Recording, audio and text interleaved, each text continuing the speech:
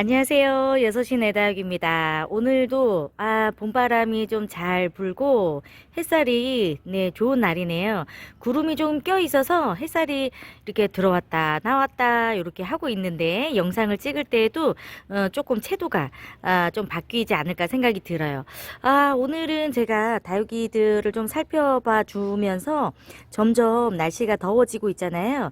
많은 다육이들이 이제 계절에 상관없이 늘 물 관리가 중요한 식물이 다육식물이 아닐까 생각을 해보는데 특히나 정말 세심한 또 물 관리가, 그리고 이제 더워지는 여름에는 더욱더 이렇게 좀 신경을 써서 물을 줘야 하는 식물들에 대해서 이야기를 좀 해보도록 하겠습니다.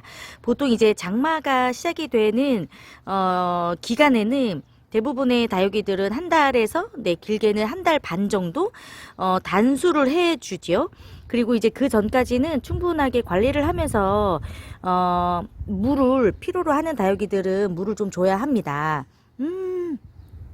요거는 지금 레드베리인데요. 레드베리 보면서도 이야기를 좀 해야 되는데 바람이 지금 너무 시원하게 불고 있습니다. 제가 다육이를 이제 키워보는 경험들, 그리고 이제 품종들에 대해서 경험을 하다 보니까 레드베리는 굉장히 예쁜데 키우기가 참 까다로운 식물 중에 또 하나인 것 같아요. 보세요.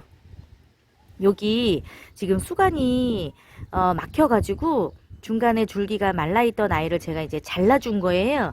요렇게 이제 수간이라고 하면 뿌리를 타고 이렇게 물이 올라가는 요 목대 줄기를 말합니다. 그래서 이렇게 수간이 얇은 이런 다육식물들은 물을 너무 말려서 키우면 이 중간에 있는 수간이 다 말라버려요. 그래서 이 위에 있는 얼굴까지는 마르기까지 시간이 굉장히 오래 걸려요.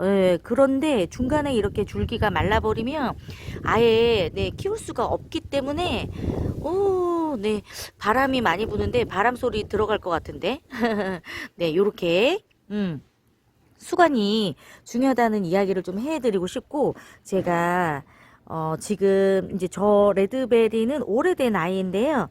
요렇게 키운 지 얼마 안 된 요 레드베리를 보여드리도록 하겠습니다. 보세요.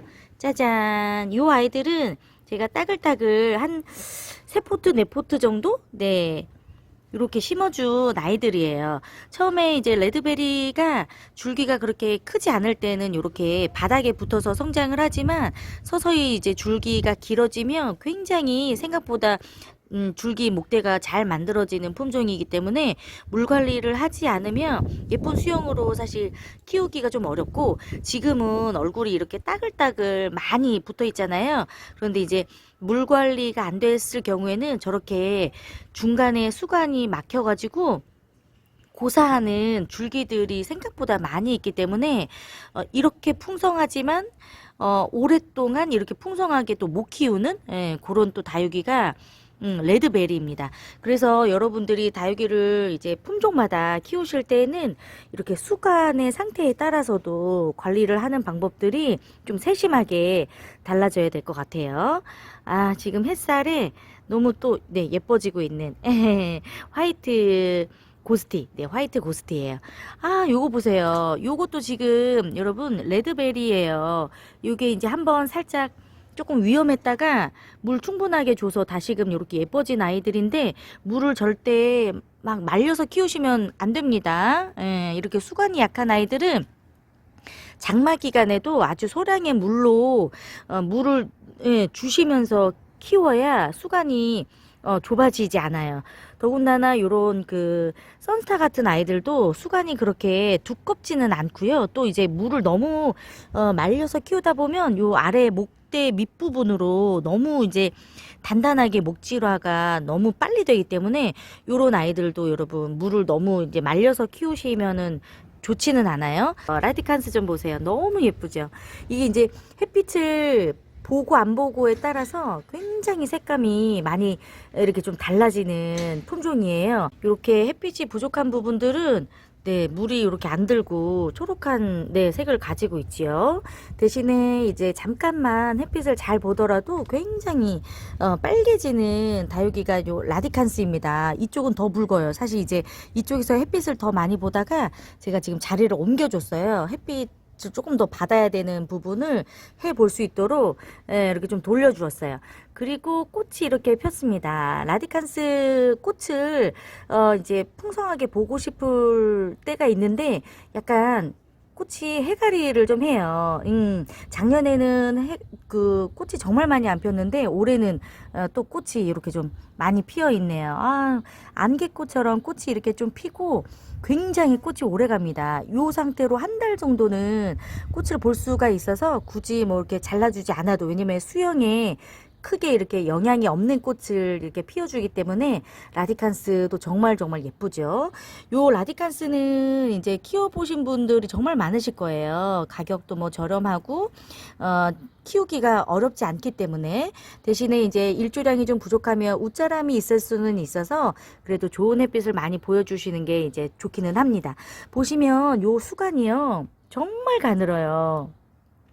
이 위에서 볼 때는 전혀 뭐 물이 말라 있거나 이런 거가 쉽게 표시가 나지 않는데, 여러분들이 라디칸스처럼 수간이 얇은 아이들을 키울 때는 반드시 이렇게 목대를 살펴주시는 게 정말 정말 중요합니다.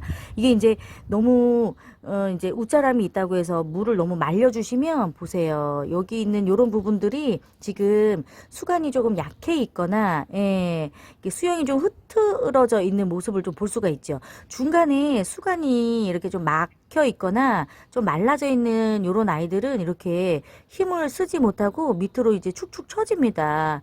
그래서 라디칸스를 키우실 때에도 이렇게 풍성하게 잘 키우시려면 정말 한 번 물 주기 할 때 듬뿍 물을 주시는 거. 그리고 이제 보통은 뭐 2주에 한 번 정도씩 물을 주시지만 한 번 물을 줄 때에는 충분히 저면관수로 물이 부족하지 않을 정도로 흡수할 수 있게 물 주시는 게 좋아요.